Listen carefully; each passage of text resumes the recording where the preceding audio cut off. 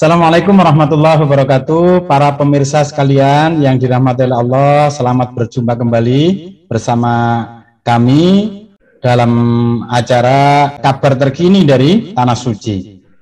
Bersama kita sudah tersambung dengan Bapak Agus Muhammad. Ya, beliau sedang menjalani ibadah umroh. Ya, sekarang posisinya di Tanah Suci Makkatul Mukarramah.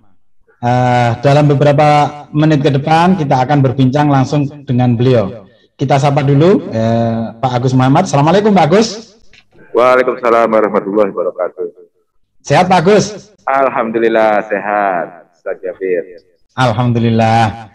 Baik Pak Agus.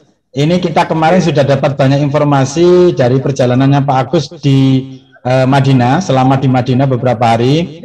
Nah, sekarang kita ingin mendapatkan beberapa informasi nih. Ketika Pak Agus sudah masuk di kota Mekah, lalu menjalankan umroh, tentu banyak sekali yang bisa kita dapatkan informasinya kalau nanti ada di antara kita yang berangkat umroh di masa pandemi ini. Mungkin bisa diinformasikan di awal ini proses masuknya ke Tanah Suci, ke Makkatul Mukarramah. Itu bagaimana itu aturan yang diberlakukan oleh pemerintah Arab Saudi? Monggo Pak Agus. Ya.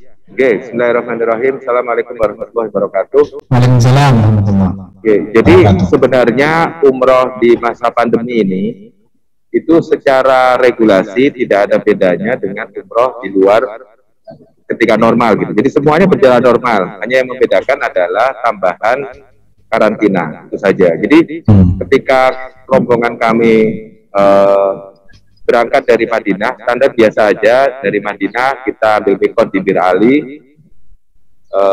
setelah itu lanjut perjalanan ke Tanah Suci. Sebelum kita umroh, kita masuk check-in hotel dulu, makan malam dulu, baru kemudian berangkat umroh. Nah, berbeda dengan umroh yang biasa, kita bisa langsung masuk, keluar masuk gitu saja. Tetapi kalau umroh di masa pandemi ini harus ada akses, karena kita grup, berarti akses masuk ke lantai tawaf itu diurus oleh pihak muasasah gitu. Sehingga berangkatnya memang harus bareng-bareng karena memang tidak bisa jalan sendiri-sendiri seperti itu. Nah, artinya begini, kalau pas di lantai tawaf itu kayak reservasi gitu ya, harus daftar dulu gitu ya kira-kira. Ya betul, harus reservasi dulu. Jadi reservasi itu bisa dilakukan dua ya. Pertama adalah reservasi grup.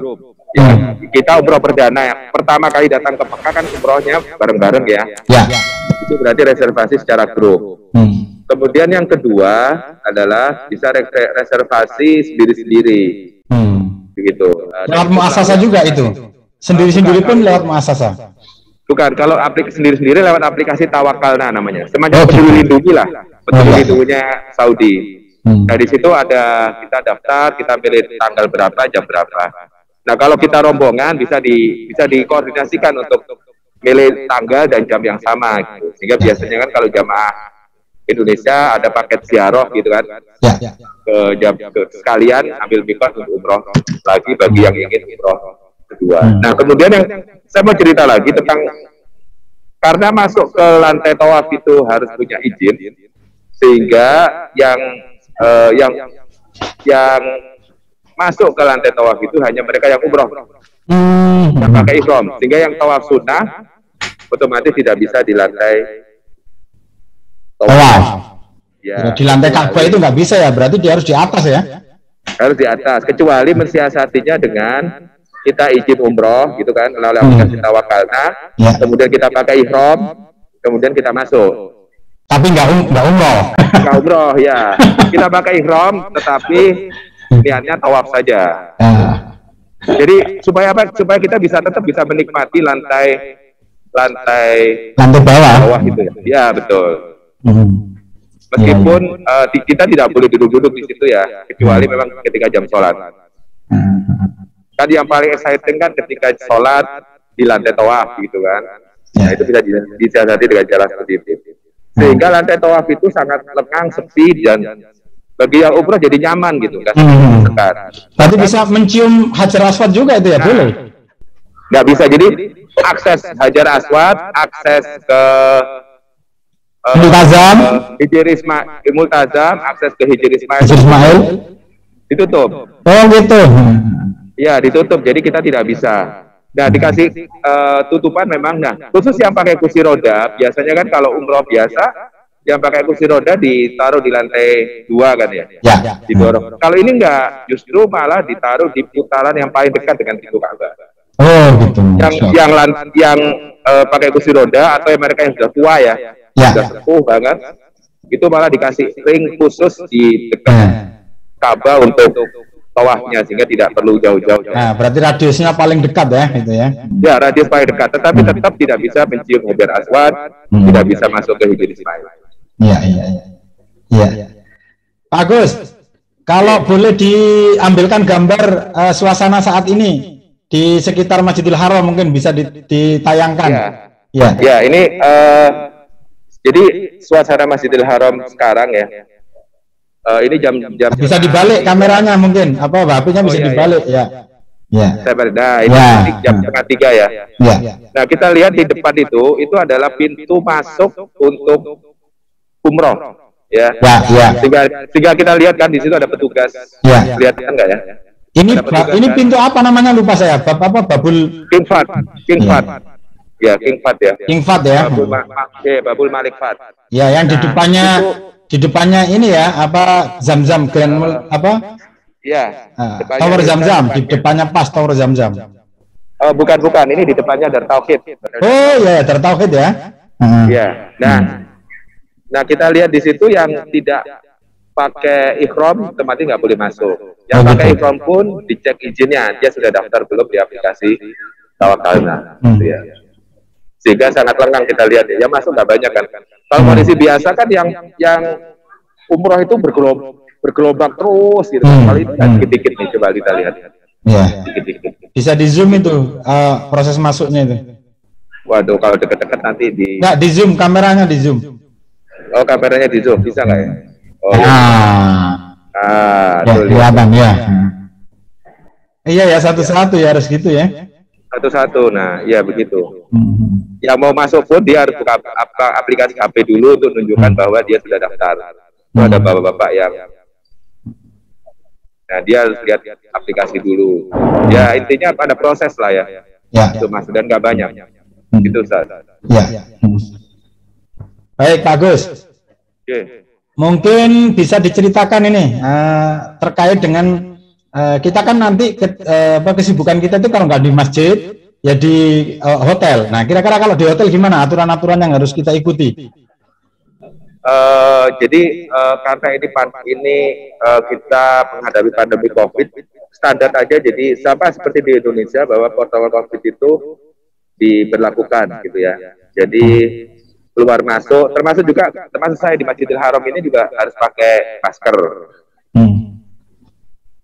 Di hotel juga sama, keluar kamar juga pakai masker, naik turun ini pakai masker gitu ya. Kecuali makan. Nah makan pun sekarang sudah boleh prasmanan. Jadi tidak pakai nasi box. Oh gitu ya. Sama, prasmanan seperti biasa. Cuma boleh ngambil sendiri waktu prasmanan. Boleh ngambil sendiri. Oh gitu. Kalau di Indonesia kan ada hotel yang diambilkan gitu kan. Ya, kalau bintang 5 rata-rata diambilkan.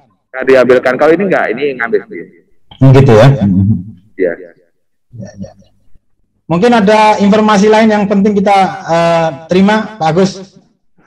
Ya, jadi mungkin saya sampaikan bahwa umroh di masa pandemi ini secara regulasi tidak menyulitkan.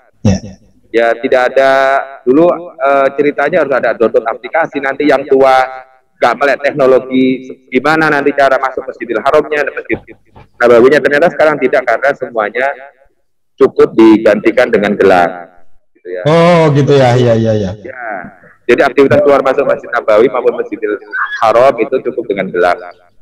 Nah kemudian dari juga jumlah jamaah tidak terlalu padat ya, karena memang tidak banyak jamaahnya, sehingga sangat lengang dan lebih nyaman. Termasuk juga ketika kita umroh di lantai tawaf itu tidak sampai desek-desekan gitu.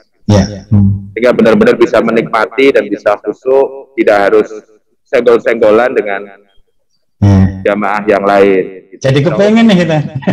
Iya. Jadi semuanya jadi justru ketika masa pandemi dia kesempatan ini gitu. Kapan lagi kita bisa merasakan umroh dengan kondisi yang sangat lengang seperti sekarang.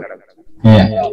Ya, mudah-mudahan para pemirsa ini yang kebetulan melihat di video ini diberi kemudahan untuk bisa ke Tanah Suci ya. Di masa pandemi ini insya Allah tidak ada persoalan, semuanya bisa berjalan. Ya, malah lebih nyaman. Ya, malah sebenarnya ada yang sempat tanya ke saya. Terus kalau karantina itu ngapain aja? Gitu. Nah, ini kan kita karantina di Masjid Nabawi di kota Madinah gitu kan. Di hotel yang kita pakai juga untuk umroh gitu. Kan justru kesempatan kita kalau bersama istri berdua atau dengan teman-teman lain, kesempatan untuk memaksimalkan aktivitas. Nah, itu bisa khatam satu Quran itu ya. Nah, bisa khatam bola-balik, bisa menghafal Al-Quran, bisa baca tafsir. Jadi saran saya kalau yang mau umroh memang harus bawa bekal tuh, bekalnya buku gitu ya. Buku, dengan kitab tafsir atau apa sehingga bisa dihatamkan ketika karantina. Gitu.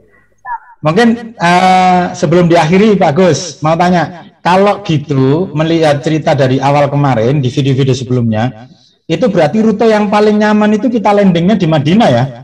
Kalau di Mekah nanti karantinanya di Mekah malah susah ini ya? Oh bukan, jadi tempat karantina itu tergantung dari pesawatnya landing di mana. Oh gitu. Kalau ya? Di Madinah berarti karantinanya di Madinah. Kalau landing Jeddah berarti karantinanya di Jeddah. Gitu. Oh berarti nginep di Jeddah ya kita ya? Nah betul. Karantina 5 hari di Jeddah kan nggak nyaman ya? Iya, yang paling enak landingnya di Madinah ya? Betul. Iya. Jadi berarti saran kepada pemirsa kalau mau ikutan umroh di musim pandemi, bagusnya milih yang rute landing Madinah gitu. Landing Madinah, betul. Betul. Baik Pak Gus, mungkin sebelum kita tutup sesi ini, barangkali bisa dibantu merekam seluruh area di situ, bisa berputar gitu, termasuk juga area hotel-hotel itu. Suasananya biar kelihatan. Boleh. Ini suasana. Ya. Masjidil Haram cukup lengang karena masih jam sholatnya masih lama ya, 1 jam lagi. Kalau itu Zamzam Tower itu ya? Nah ini Zamzam Tower, itu Zamzam Tower, ini Hilton. Nah, terus tadi Darut Taqwa. Dar Tauhid nih. Darut Tauhid. Dar Tauhid ya. Nah terus ini pintu masuk yang mau berangkat umroh. Berarti pintunya satu saja ya yang mau berangkat umroh itu ya? Iya semuanya masuk lewat King Fahad. Ke sini. Nah ini pintu masuknya sih. Baik, terima kasih Pak Gus. Mohon jangan lupa mendoakan kami yang di tanah air, ya, yang ingin umroh biar bisa diberi kemudahan umroh, yang sakit diberi kesehatan, ya, diberi kesembuhan, ya, semuanya dimudahkan. Amin. Mudah-mudahan ya semuanya diberi kemudahan urusannya di dunia gitu ya, dan juga diberi kelonggaran untuk bisa segera ke Tanah Suci. Dan juga khususnya yang belum menunaikan ibadah haji, segera bisa dapat kesempatan untuk berangkat ke Tanah Suci. Amin. Baik, mungkin ada kata penutup sebelum kita akhiri Pak Agus. Ya, jadi selagi ada kesempatan maka ambillah kesempatan itu gitu. Karena kita tidak tahu, ini mumpung umroh dibuka, ya memang sudah ada niat dan ada keinginan untuk umroh, segera saja berangkat umroh gitu ya, dan ikuti saja proses yang ada dan dinikmati saja proses yang ada, gitu. Karena kita tidak tahu ke depan seperti apa gitu. Ini mumpung umrohnya lagi dibuka gitu. Ya, betul. Baik. Terima kasih Pak Agus atas waktunya dan kesempatannya untuk memberikan informasi kepada kami. Luar biasa informasi ini, ya, tidak akan kita dapatkan, ini real ya, informasi langsung dari Tanah Suci.